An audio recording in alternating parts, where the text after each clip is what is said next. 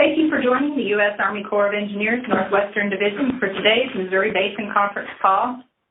Due to basin conditions, this is an ad hoc call to provide an update of current runoff conditions.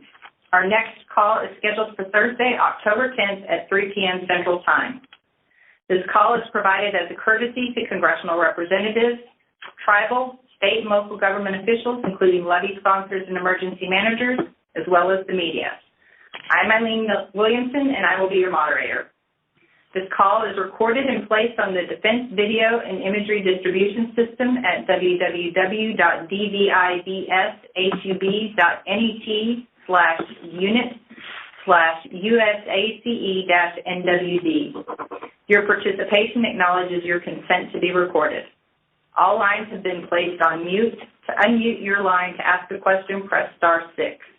The forced mute function does not work on all phones, so if I ask, please use your phone's own mute function and do not place the call on hold. We will have a question and answer session at the end of the call. The agenda for today's call is as follows. The National Weather Service will provide an update of river stages, forecasts, and weather forecasts. The Missouri River Water Management Division will provide an update of inflows, reservoir storage, and release plans. The Kansas City District Water Management Office will provide an update of lower basin reservoirs and planned releases.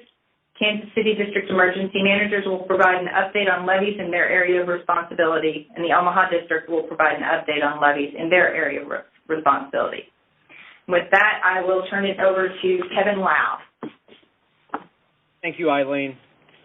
Again, my name is Kevin Lau, and I'm with the National Weather Service Missouri Basin River Forecast Center located here in Kansas City. Would like to thank the Corps for inviting the National Weather Service to participate in these series of calls. As many of you undoubtedly are aware, we've had a very active hydrologic start to the month of September. There has been rain somewhere in the Missouri River Basin each and every day so far in September. There are broad areas of eastern Montana, North Dakota, South Dakota, and northern Nebraska that have received in excess of 400% of the normal precipitation typically received in the first 2 weeks of September. Accumulated rainfall estimates over the past 16 days exceeds 5 inches over broad areas, again, of northwest Montana, western North Dakota, eastern South Dakota, and north central Nebraska. We've had multiple recording stations which measured in excess of 9 inches over the 72-hour period from September 10th through the 12th in portions of South Dakota. This incredible amount of rainfall that we've received since the first of the month has resulted in major to record flooding along the James, Vermilion, and Big Sioux rivers. Provisional stage records have been set at 5 South Dakota locations within the James, Vermilion, and Big Sioux basins. Currently, we have ongoing flooding. I'll go by state. In South Dakota, we have ongoing flooding along the James River, where the lower reach remains above major, along the Vermilion, which also remains in major flood, and in along the Big Sioux River, which remains in major from Brookings, South Dakota to the state line. And then in Iowa, the Big Sioux is also in major downstream to Akron.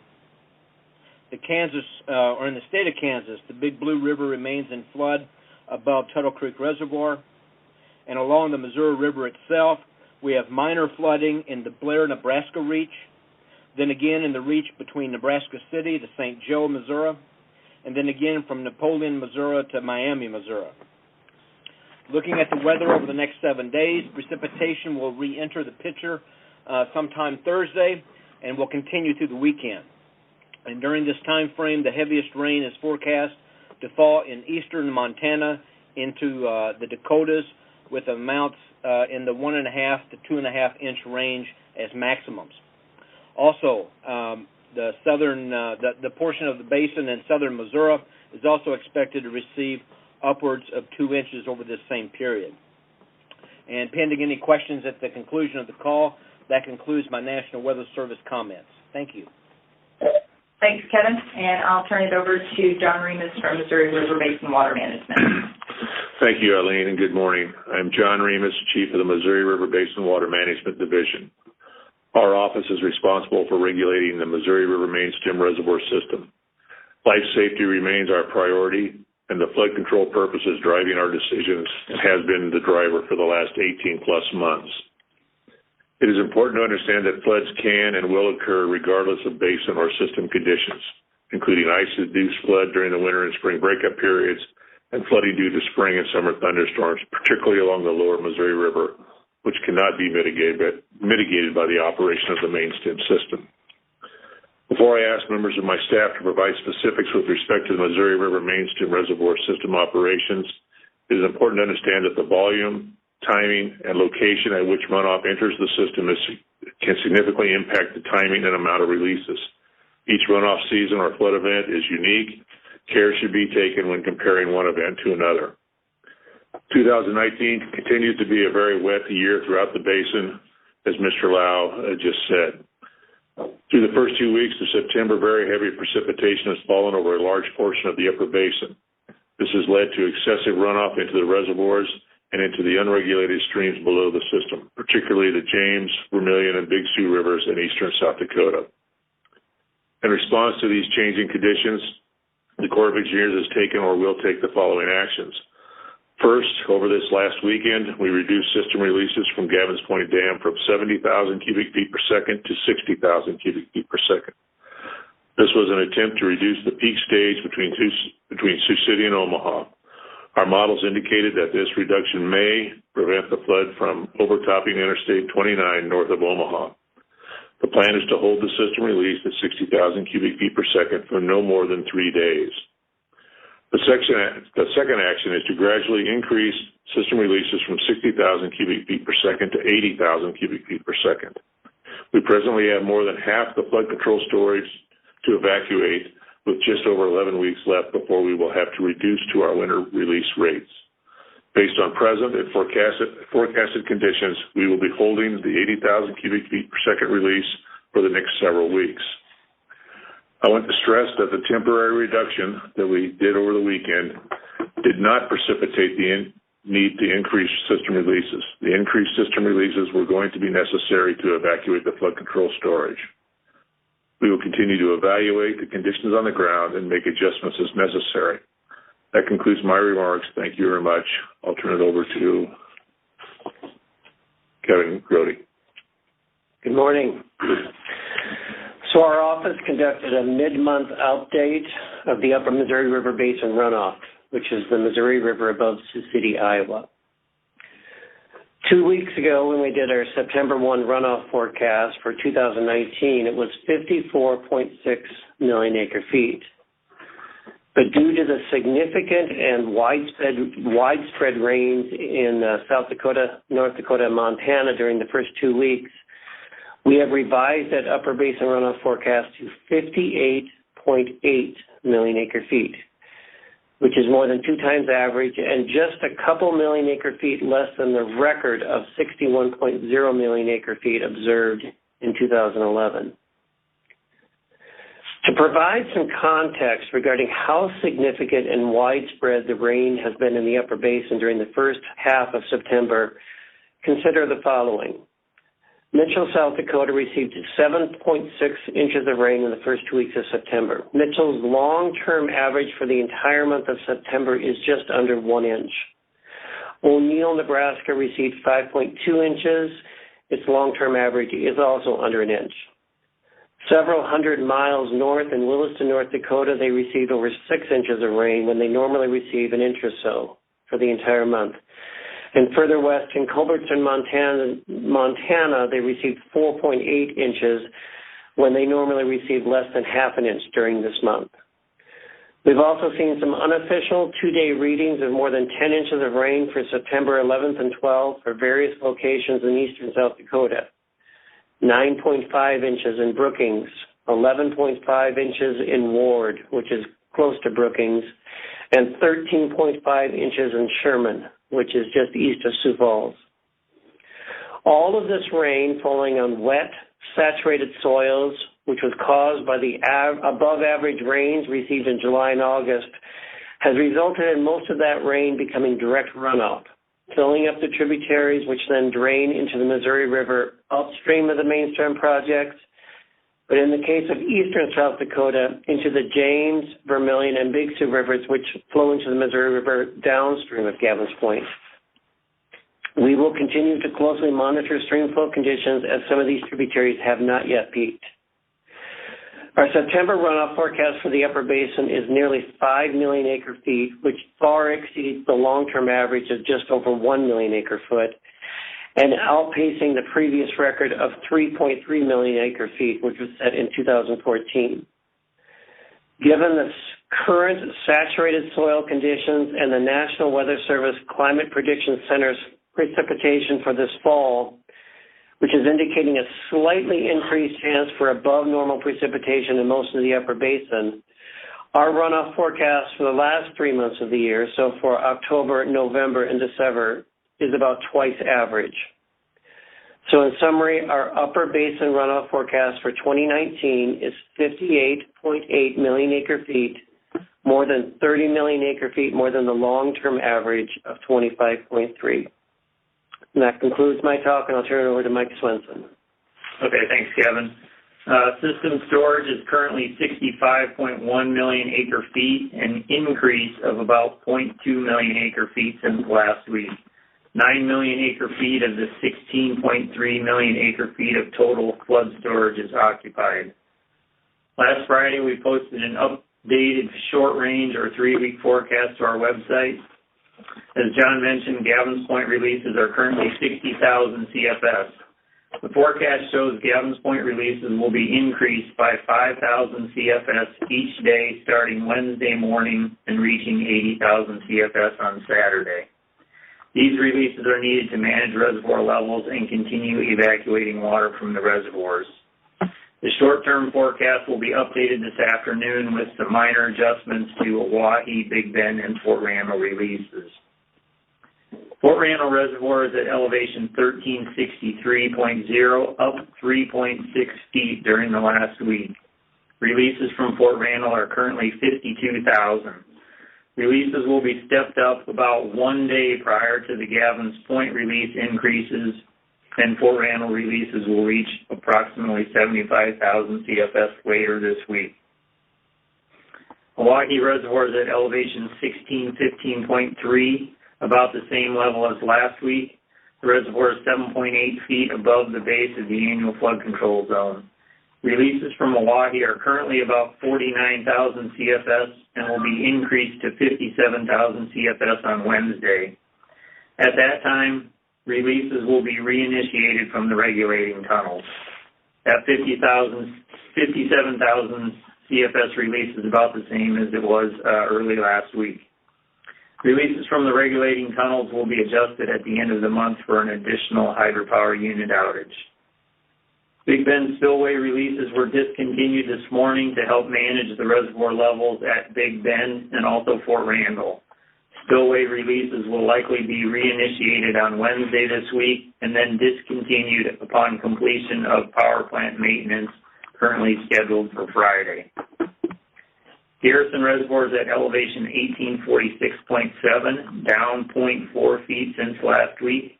The reservoir is 9.2 feet above the base of the annual flood control zone.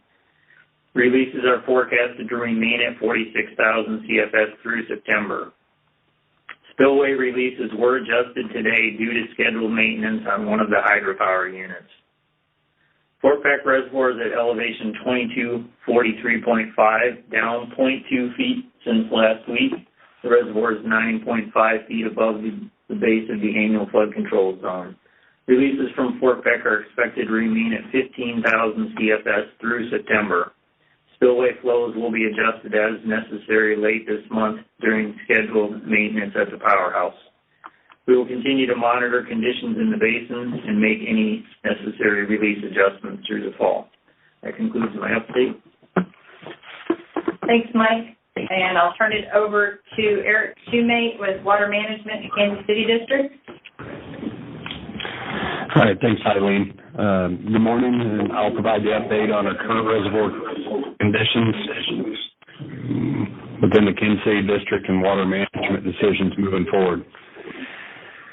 While we monitor all of our district reservoirs, our focus remains on the Kansas River Basin. On average, the 4 reservoirs in the lower Kansas Basin remain at 43% of their flood control storage occupied, with approximately 1.6 million acre-feet of stored flood water within the reservoir system.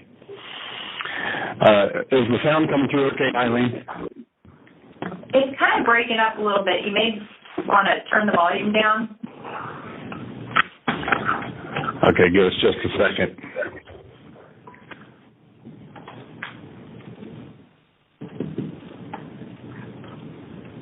We're working it here. Okay. That's actually a bit, almost too much softer. Can the speakers go down? Okay, we'll give it a go here.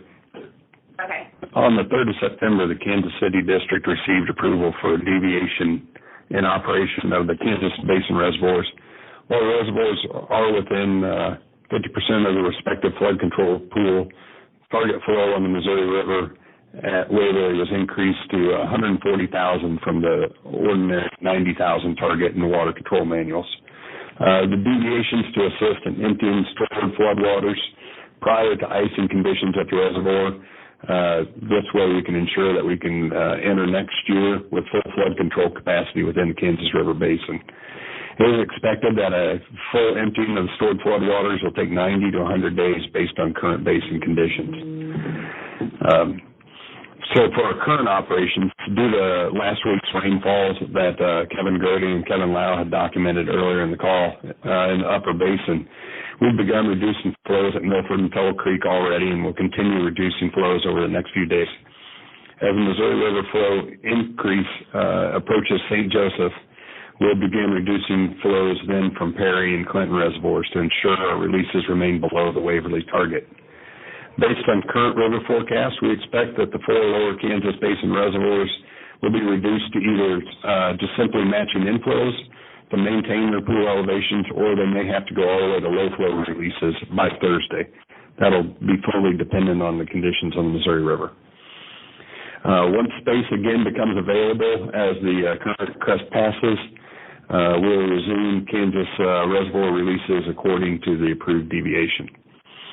While we expect the increased scheduled releases from Gavin's to delay the emptying of stored floodwaters in the Kansas Basin, we do still anticipate that the current deviation will allow the Kansas River Basin reservoirs to empty their stored floodwaters prior to the end of the calendar year.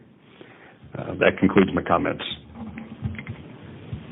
Thank you, Eric, and I'll turn it over to Mike Doolin with Emergency Management in Kansas City District.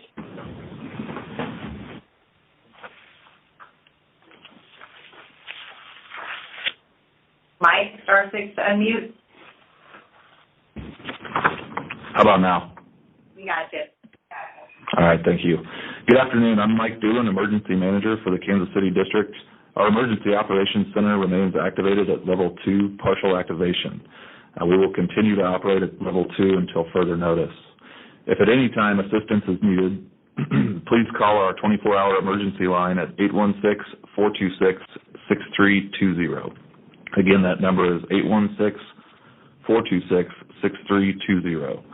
Leave your name, number, a short message, and we'll get back to you as soon as possible. We continue to monitor the Missouri River after last week's torrential rainfall in the Dakotas. Based on National Weather Service forecast information, we anticipate the crest to reach Rulo, Nebraska this Saturday into Sunday and could peak at a stage around 22 feet. While no levees are expected to overtop, levees that were previously breached during the March flood event could see some floodwaters move back into the bottoms as the crest passes. We expect the crest will be most noticeable as it moves through northwest Missouri, particularly Holt County, but Buchanan County and Platte County, Missouri will also notice a rise in the river as well. However, no major impacts to infrastructure are anticipated at this time. On to levee rehab. Request for levee rehabilitation assistance remains unchanged since our last report and stands at 106 requests. This will result in approximately 67 levee rehabilitation projects after bundling multiple requests for segmented levee systems. We have submitted 48 project information reports to Northwestern Division for approval. 41 of those projects have been approved to date. Our survey teams have made great progress over the last couple of weeks on damage assessments. To date, they have completed 59 boots-on-the-ground damage assessments and should have only 2 or 3 levee systems left to inspect once field conditions allow. Construction on the emergency measure to close breaches on the Big Tarkia levee in Holt County, Missouri is moving along well. Last week, it was reported the effort was over 50% complete. Rock placement at the Mill Creek site is still being stalled due to inaccessibility related to flooding. We have a plan in place to improve our accessibility to the site by raising Highway 111. Right now, we're currently working through a contract modification and hope to begin raising the highway soon. As a final note, please be river aware as high water moves through over the weekend. While no major impacts are expected at this time, floodwater can always pose a threat to life safety. So please be safe and always pay attention to watches and warnings issued by the National Weather Service. Thank you. This concludes the district's remarks. Thanks, Mike. I will hand it over to Matt Kraske, Emergency Management, Omaha District. Thanks, Eileen. Can you hear me all right? Yep. Great. This is Matt Kraske, the Readiness Branch Chief with the Army Corps of Engineers Omaha District. The Omaha District DOC remains activated at Level 3 in an active watch status, focused on the rehab efforts within our area of operations and watching closely the river stages this week. To date, we have completed 12 initial breach closures with 21 remaining. The Missouri River Levee Unit R 616-613 construction contract was awarded August 7th with a construction completion date of September 30. We continue close coordination with the levee sponsor, the Papio, Missouri Natural Resources District, to make sure that the NRD's plan to raise the levee is not hindered by the rehabilitation process. Levee Unit L 611-614, a follow-on contract was awarded the 7th of September with work consisting of seeding, crest repairs, and critical section loss repairs. This contract has a 120-day period of performance. The forecasted river peaks this week is not expected to affect this repair area. Levee Unit L 601, the emergency breach closure. We are completing the erosion control matting and riprap placement this week. The forecasted river stages will have some impact on the sand berm, but is not expected to have any impact on the constructed levee section. For Levee L575 interim repairs, the areas are receiving additional berm width and riverside face protection. These efforts are necessary for the final repairs and will reduce risk to the area with respect to the forecast stages. For Levee L594, a contract to close the breach on the tieback levee was just awarded this week. Work is expected to start shortly. For Levee L550, the A and B breach repairs, these areas are continuing to receive fill material per the original breach closure plans and specifications. Additional measures are being added to provide additional freeboard to reduce risk to the repairs with respect to the forecast river stages. Finally, the Hamburg Ditch 6 levee, we remain on track to accept bids and award a construction contract by the end of this month. On the tributary projects, there's no change in status from our last call, on which we indicated 4 contracts awards are expected this month and 1 in early October. For regular updates on the repair efforts to flood control structures within the Omaha District, visit our system restoration page at www.nwo.usace.army.mil. Click on the red levee status updates icon on the left side of the page. Life safety continues to be our number one focus while undertaking the repair of the levee systems. We continue to work with federal, state, and local emergency management agencies to keep the public informed. This concludes my comments. Thank you. All right, thank you, Matt. We're going to move to the question and answer session. You'll need to press *6 to unmute your phone to ask your question. Be sure to state your name and the organization you represent before asking your question. We'll start with congressional delegation members, tribes, state and local government officials, as well as emergency managers and levee sponsors. Then we'll move to the press. We'll go in alphabetical order by state, starting with Iowa.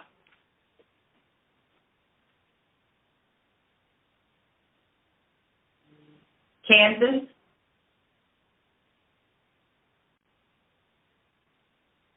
Again, *6 to unmute to ask a question. State of Missouri.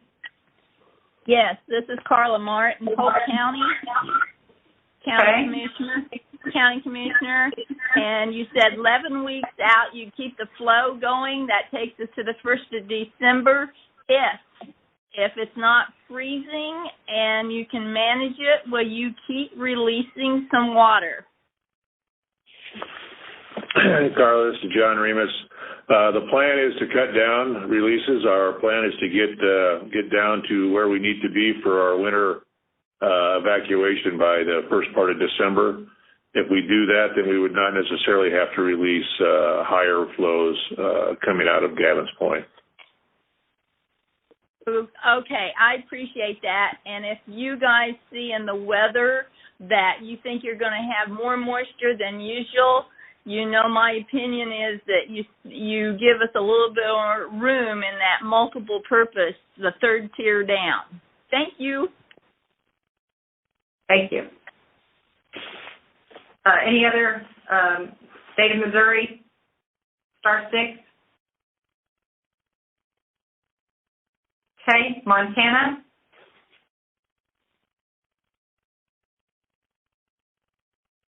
Nebraska. George Perzak here from the City of Omaha. Okay. Hi. I was curious if you could elaborate at all on how long the 80 CFS, the 80 from Gavin's Point will continue for the next several weeks. Are you talking 3 weeks, 4 weeks, 5 weeks? Do you have any idea on how many weeks? We don't have an exact estimate on that, but it would be well into October. Well into October. Thank you. That's helpful. I have another question, if I could. The National Weather Service has 30.5 as the crest near September 20th, and that takes into account 24 hours of rainfall. Is that expected to go up at all with the recent mention of the Dakota rain that happened over the last 7 days? Kevin Lau? Yes.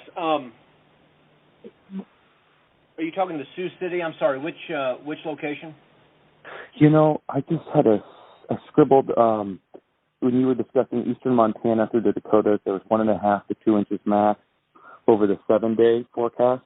And I was wondering if that was included in any, in the 30.5 peak projection that's currently on the website today. And I know the website says it's only 24 hours, but I didn't know if or if there is predicted precipitation over the next 7 days, is that just going to bump that up then? It would probably come in after the 30.5, so it might Got bump it up, but I do not believe at this time it would add to the crest. Perfect. Thank you very much. You're welcome. Any other questions, State of Nebraska? Dean with Congressman Bacon's office. Yes. My apologies. I came to the meeting late. When will the recording be available so that I can listen to it and understand what you were speaking to? Dean, I'll get it out as quickly as I can. And will a link be provided? Yes. Thank you very much. Hello, this is Calvin Harlan with the Omaha Tribe of Nebraska. Go ahead. Yeah, we're up here watching Dakota Dunes in Iowa, pretty close in South Dakota. We're looking at the Big Sioux River as well, and it's over. It looks like it's over its bank. So how is it going to affect our assets 25, 27 miles down the river like Blackbird Bend? Are we looking at significant impacts? Are we looking at status quo right now? Can anybody answer that question? Sir, can you repeat your question? It was broken up a little bit. Okay, we the Omaha Tribe here are watching Dakota Dunes real closely up in South Dakota. We've also taken a look at the Big Sioux River. It's over, it's coming down.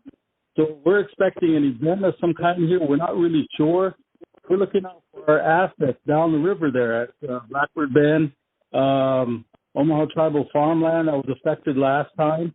So we were wondering, should we expect major impact here? Should we sit back and watch? Is this status quo? Is this going to be a pass-through type of thing? What are we looking at exactly, or can anybody answer that question just yet? Lau, can you give a little bit of input on that?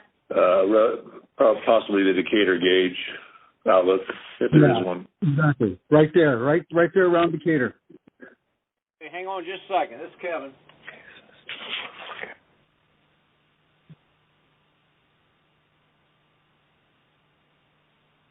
I don't know if you could hear him. It sounded like he was pulling up the Decatur gauge. He said, hang on just a second.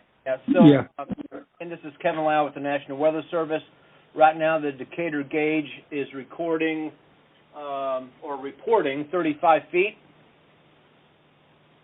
We expect it to go up not quite 2 more feet, and will crest on Wednesday the 18th. So you're looking at 2 more feet than what you're seeing today. That's at the Decatur gauge. Right, okay. And crest on the 18th, right? Correct. Okay. All righty. All right, thank you. Any other questions, State of Nebraska? Okay, we'll move to North Dakota.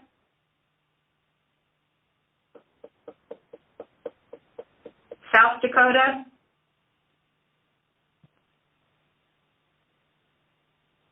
Wyoming. Okay, we'll move over to the members of the media, press. Again, star 6 to unmute your phone for any questions. State your name and the organization you represent. Iowa.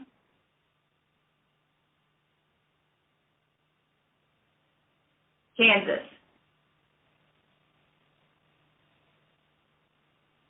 Missouri. Hi, this is Dennis Sharkey with the Mound City News. I got a question for Mike Doolin.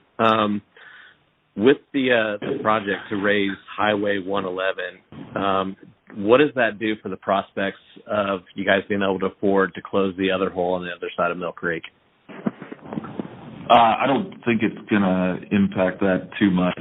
The cost to raise that highway is coming in like right around $900,000. So in the grand scheme of things, I know it's a lot of money, but in the grand scheme of things, the overall project, it's not that high of a percentage of the overall budget. So we're still going to, talk to Omaha and work with them to see about getting the other side of that Mill Creek breach closed. They're working their way downstream right now, so we'll address that when we get to it. And you said over on the Big Tarkio, they're about 50% complete? Yeah, it's a little over 50% complete, I believe. Okay. All right, thank you. Yeah, no problem. Hello, this is Dan Claxton with KRCG-TV in Jefferson City. I have a couple of questions. First of all, for Eric and John, you mentioned that there is going to be a 50,000 cubic foot per second release from Waverly. That's up from 90,000, and that would be in addition to the 10,000 additional cubic feet per second from Gavin's Point.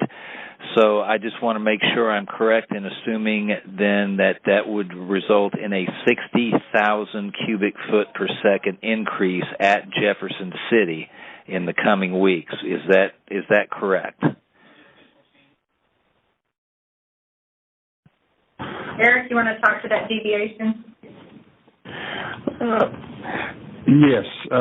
So the deviation is a target on the Missouri River. So if the Missouri River is at 140,000 or higher, then we would not be making additional releases. So that it would not be, just additive at Jeff City, as you mentioned there. I'm not sure what Jeff City is at the moment. I can try to pull it up and find out what the flow is there, but basically we wouldn't be making releases out of the Kansas River if the water at Waverly, Missouri was above 140,000 CFS. Okay, and a second question, and this one I believe would be for Mike Doolin. Can you had mentioned some of the levee repairs and that you had 40-something projects approved for repair. I was wondering if you know at this point if the Capitol View levee in Jefferson City is one of the projects that has been approved for repair. It has been, yes. Okay. Any timeline on when work will begin on that? No timeline just yet. I can tell you after the projects are approved, they enter what's called the engineering and design phase. That's where we complete the actual engineering specs.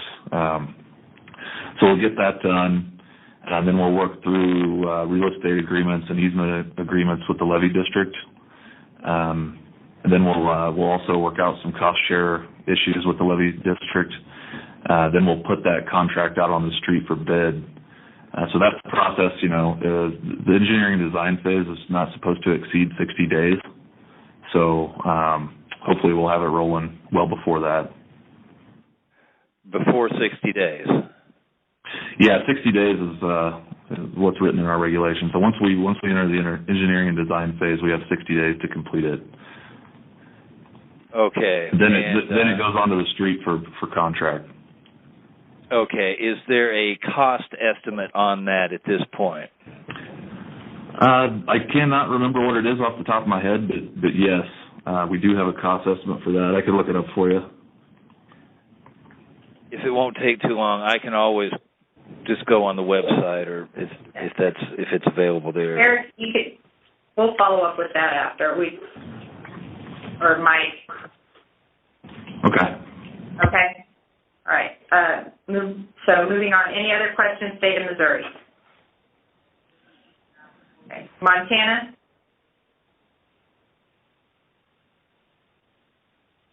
Nebraska. This is Steve Lee at the Capital Journal in Pierre, South Dakota. Can I ask a question? Sure. Go ahead. Okay. What's the goal to reach by early December? Is it to get the whole system down below the annual flood control and multiple use line, or what's the... Yeah, the goal is to get it down to approximately 1 million acre feet left in the annual flood control zone. We can evacuate about 1 million acre feet over the winter time. So they would not be completely empty on when we start cranking the releases down, but we would be within about 1 million acre feet because we can generally get 1 million acre feet under the ice. Okay. And I apologize for this background question, but what's the problem in keeping releases higher over the winter? Why can't you release more water over the winter? We're limited to how much water we can run out of the large reservoirs in Montana, North Dakota, and South Dakota under the ice. Once the river freezes over, it really restricts our ability to evacuate water.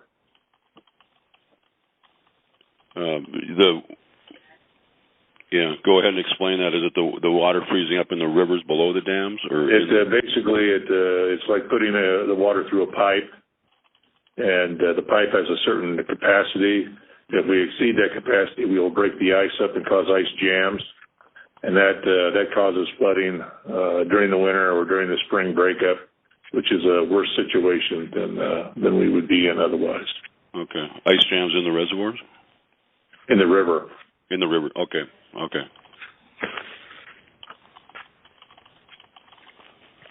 Anything else, Stephen? No, that's good. Thanks. Okay, great. Any other questions? State of Nebraska. Hey, this is Nancy from the World Herald. Can you hear me? We got you. Go ahead, Nancy. Thank you. Hey, John, am I understanding you correctly that if we only get 2 times normal precip the final 3 months of the year, then you should be able to meet your target by early December? Hey, Nancy, this is Kevin Grody. So what I indicated was that the National Weather Service is indicating slightly above or increased chances for slightly above normal precipitation during the last 3 months of the year. With saturated soils that we have, what we're forecasting for runoff in those last 3 months of the year is about twice what we would normally receive in October, November, and December. That's all being factored into our reservoir studies, where John mentioned that the 80,000 is, a likely Gavin's Point release well into October. If we continue seeing above average and sometimes much above average runoff in October, November, December, then that's going to play into how long we stay at 80,000, or if we even have to increase or possibly be able to decrease. We simply don't know what kind of runoff we're going to be receiving, especially in October and November and December. Mother Nature has been very fickle these last few months. And thank you, Kevin. That leads into my next question. It seems like Mother Nature's been fickle all year. What are the things that could make this, besides simply more rain, I think somebody mentioned freeze, what are the things that could make this not a good situation going forward, the things that we need to be paying attention to? Not allowing the soil, right now the soil is very, very saturated. It's just like a wet sponge up there in the upper basin. If we can get some sunshine and get some wind, that'll dry out that soil a little bit, and then whatever rain we do receive, it will infiltrate into the soil. But if we continue seeing very cloudy and conditions where it's constantly raining every day, then we won't see that evaporation that we normally see, during the fall months. Normally in the fall months, it's dry, it's windy. We see dust, we see brown grass, but we're not seeing that these last couple of years during the fall months. Okay, thank you very much. I have a question for Matt Kratzke. Go ahead. Hey, Matt. Hey, hi, Matt. Hey, Matt, can you walk us through, and maybe just a little bit slowly so I can take good notes, the things that you guys are doing on which levees to protect them against the rise in the river this week, and maybe explain a little bit. Are you talking about adding sandbags to the top of the levee, or are you talking about putting down riprap, and then the areas that would be protected by the protections that you're taking? Does that make sense? Thank you.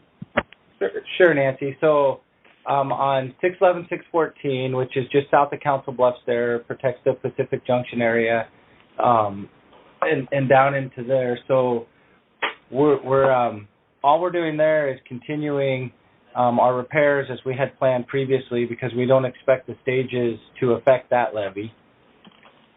Levee unit 601, which is just downstream of that, that one is, we did an emergency closure on that one. That's the levee that's inactive. And so we placed a large sand berm and then built a sand levee on top of that. And part of the protection for the sand levee was erosion control matting and riprap. And we're finishing up that work. And we don't expect that the increased stages this week to have any effect on that sand levee once we get the riprap and the erosion control matting. That should be ahead of the peak, so we should be good there. On L575, I'm looking at my notes, so bear with me here a minute, Nancy. Sure, no problem. So the A and B breaches there, we're continuing with the construction that we had planned previously. On the L575B in particular, which is the breach west of Hamburg, we had to do a revetment repair there, and to stabilize that revetment, we've been placing sand, pumping sand in the scour hole behind that revetment. That revetment is protecting part of the work that we did, the sand berm that we placed on the levee, so that the repair to the revetment should be completed this week, and that will stabilize that revetment, which will further help to protect the breach repair that we did. And on that breach repair, again, we're just continuing the repairs that we had planned previously, and we don't expect the high stages to have a big impact on those. And then on the 550, the A breach, we don't expect that the high stages, it's far enough back from the river that we don't expect the high stages to have a big impact on that. But the B breach repair, we had just started those repairs a week or two ago because we had some issues getting our equipment back in there and things. So we've moved some equipment down to the B breach repair so we can start getting more material. It's essentially placing more sand and just getting more mass to close up that breach and bring the sand pad up. We anticipate once we get that done, we'll have about 2 foot of freeboard with these higher stages. So we're taking steps as we go to increase the freeboard as necessary with these increased stages. We don't expect any significant impacts at this time. Okay, thank you. Mm-hmm. That's all I have. Thank you. Thanks, Nancy. Any other questions? State of Nebraska. Yeah, hi, this is Matt Olberding with the Journal-Star in Lincoln. Since it wasn't mentioned here, I'm guessing that there's no worry or no concern that the higher stages, especially downstream, are going to cause any issues with water infiltration back into the areas around I-29 or Highway 2? I don't know if we have anyone online from Nebraska Department of Public Safety or Nebraska Department of Transportation. Yeah, it'd probably be more Iowa Department of Transportation, I guess. Yeah. Again, state of Iowa, I don't know if they have anyone on the line. Yeah, that would really be a question for them with respect to road closures. Okay, got it.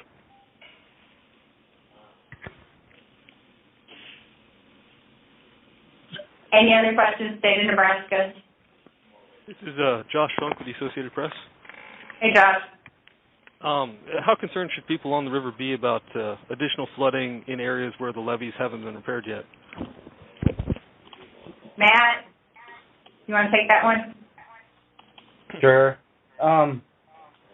So there is, as we've mentioned on these calls, there is increased risk behind the levees now, especially where the ones that have not been repaired yet. So, and with the high stages, that risk goes up. So, I guess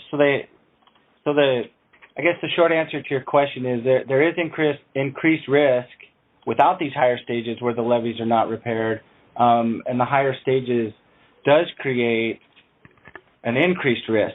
And then, as I mentioned at the end of my brief, life safety is paramount, and that's always the first thing we're concerned about. So we continue to communicate with the state emergency management shops and with the county EMs as necessary to try to get the word out about the increased risk.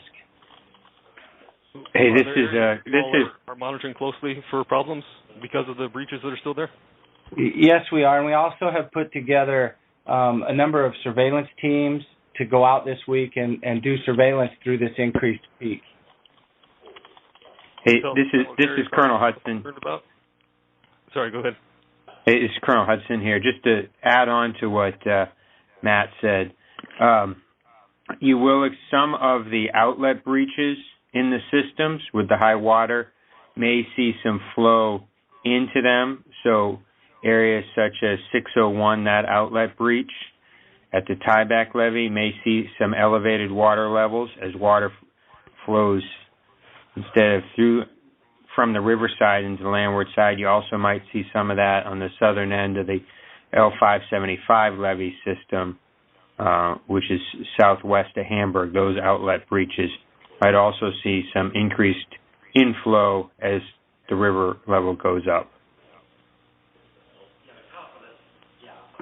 Thanks, sir. Josh, did you get your questions answered? Are those areas places that are going to potentially jeopardize cities and homes and whatnot, or is it more cases where it's lowland and farmland and more rural territory?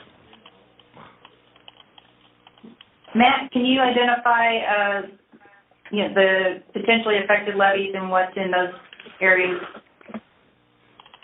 Sure. So the levees that Colonel Hudson mentioned with like levee unit 601, it's still wet behind that levee, so there will be no more increased population at risk there. The L575 levees are at Bartlett and Hamburg, and as I mentioned, so we're taking steps there to make sure that we have protection in place to provide freeboard, and we have our surveillance teams out watching for that. So while we don't anticipate any more damages to homes or communities, again, life safety is paramount and risk is increased. So folks back behind those levees need to be cognizant of what the National Weather Service is putting out and act accordingly.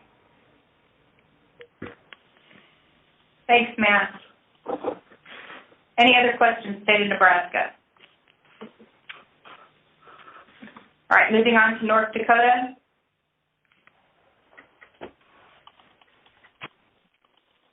South Dakota. Yes, this is Tina Tizzi with the South Dakota Office of Emergency Management. Go ahead. A couple questions for you. You stated in Oahe that the forecast is showing 61,000 increase. Approximately how much of that is going to be coming out of the tunnels because of maintenance and the stilling basin for the remaining amount?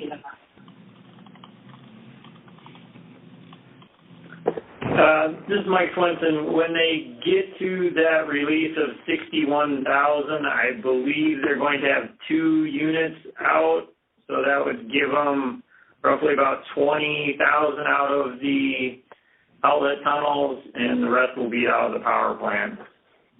Okay, did you say 20 or 28,000? I believe 20. Okay. And that will be a short period while they have 2 of the hydropower units out, and when the one returns from service, then that release would drop from the outlet tunnels and return to the powerhouse.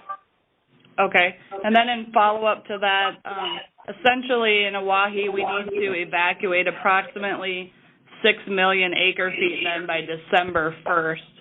So considering all other factors staying constant, what are we looking at forecast-wise to have to increase? Are we going to have to increase above the 61,000 in order to evacuate 6 million acre-feet approximately by December 1st?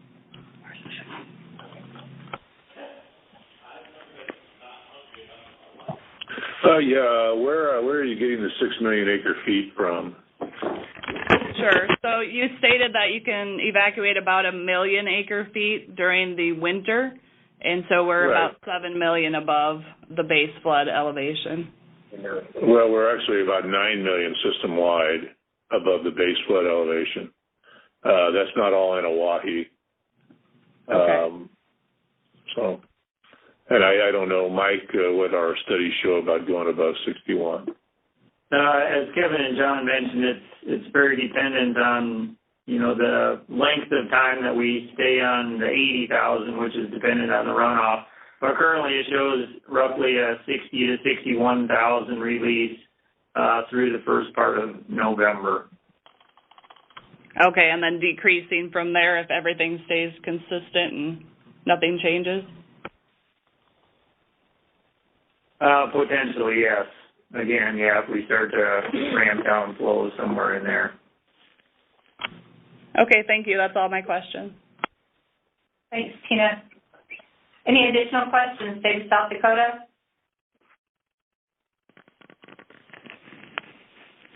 Wyoming? Any national press? Again, *6 to unmute.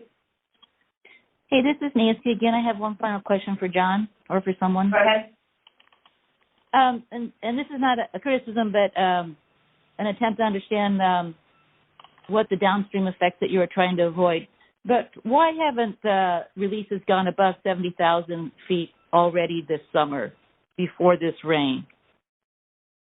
The reason why we stayed on 70,000, yes, Nancy, the reason why we stayed on 70,000 is because the runoff forecast that we had indicated that we could evacuate the flood control storage by doing 70,000, and then just extending that a few weeks each time we got a little bit more runoff.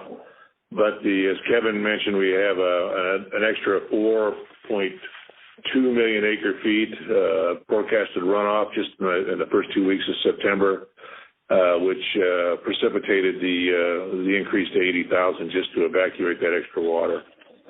We had been evacuating, just to put in context, we had been evacuating fairly steady at about 100,000 acre feet a day from the system.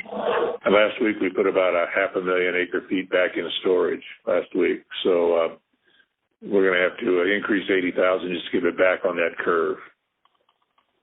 Right, but were you also, I mean, was it simply this is what the numbers show us, or was there a downstream impact that you were trying to avoid by going higher? Does that make sense? Well, we don't. We try to meter that out at the lowest possible release over the longest period of time to manage flood risk. Maybe I can explain it. This is Kevin. Maybe I can explain it a little bit differently that maybe gives some more context to it. On September 1, we knew how much water we had to evacuate to get it down to only having 1 million to evacuate over the winter time. We also had an estimate of how much inflow we were going to be seeing in September, October, November in order to get there. With this rain that we got in the first 2 weeks of September, that changed all of that. All of a sudden we have a lot more water that we have to evacuate, and we have less time to do it. So that is why we're now, where we started September with needing to release 70,000, we're now going into the end of September knowing we have to release 80,000 because we have more water to evacuate over a shorter period of time now. Right, and the question is, maybe another way of asking the same question is, what would have been the harm to giving, say you're going down to the same level no matter what, whether you do it over a longer period of time or a shorter period of time. Was there any harm that you were trying to avoid by increasing releases faster earlier in the season and then just giving yourself more time at the end of the season where you didn't need to increase them? Is there any, was it levee repairs or was it farmland flooding in Missouri, or was there an actual harm you were trying to avoid? Does that make sense?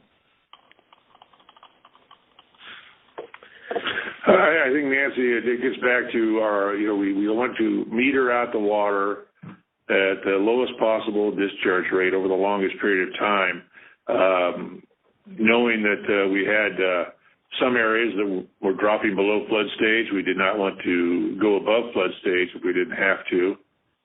We also were very cognizant of the levee repairs that the Omaha District was doing, so we did not want to, put more water out there so we had more water in the river just in case there was a large rainstorm downstream. It's basically a way of managing flood risk. Okay, thank you very much. Thanks, Nancy. All right, any final questions before we adjourn? Steve Lee in Pierre, South Dakota again. If I can, I missed the first few minutes of the thing. What's the latest projected runoff for the year for 2019? Has that changed since Friday? Yes, it did, Stephen. We went from 54.6 on September 1 to our mid-month adjustment, 58.8 million acre feet. Yeah. But that's the one you said on Friday, right? That hasn't changed over the weekend? It did not change over the weekend. Okay. And that's not, you're not thinking that's going to be, in the next couple of days, you're not going to up that either. That's still the projected. That's up to Mother Nature. Well, certainly we hope not, but you do make a very good point that we need to stay alert to changing conditions. Okay. No, I'm not saying that. I just was wondering what the latest number was. Yep. I just wanted to make sure I knew. Yep. So it hasn't changed since Friday. 58.8. Yeah, okay. I characterize that as so the record isn't within reach, but that's maybe a foolish. Yes, the record's 61.0, so we're only a couple million acre feet from breaking the record. Okay. Thanks, Steve. Okay, thanks. All right, last call. this is Mike Doolin in Kansas City again. Just to follow up on that Capitol View question from earlier from the Jeff City News Tribune. I had a correction there. The Capitol View project is pending approval from Northwest Division. I expect approval this week, and that project will likely cost around $476,000. Thanks, Mike. Okay. Our next call is scheduled for Thursday, October 10th at 3 p.m. Central Time. We had 102 participants on today's call, and I'd like to thank you for your participation.